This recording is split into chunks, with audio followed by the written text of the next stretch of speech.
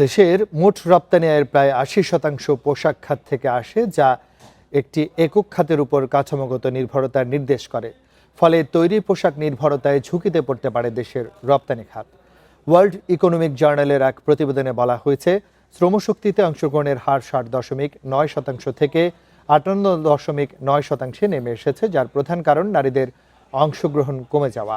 বিশ্বব্যাংকের মতে ২০২৫-২৬ অর্থবছরে জিডিপি প্রবৃদ্ধি প্রায় ৪.৮% এবং ২০২৬-২৭ অর্থ বছরে ৬.৩% হতে পারে। ২০০-র বেশি সার্ভিস ও ফিচারে লেনদেনের সব বিকাশ অ্যাপে সম্ভব। আন্তর্জাতিক মুদ্রা তহবিল IMF বলছে, আর্থিক ও রাজস্ব স্থিতিশীলতা নীতির উপর নির্ভর করে ২০২৬ অর্থ বছরে প্রবৃদ্ধি প্রায় ৪.৭% অর্জিত হবে। ঝুঁকি কমাতে চামড়া, ঔষধ, হালকা প্রকৌশল খাতসহ উচ্চ মূল্যের পণ্য বৈচিত্র্যে আনা প্রয়োজন।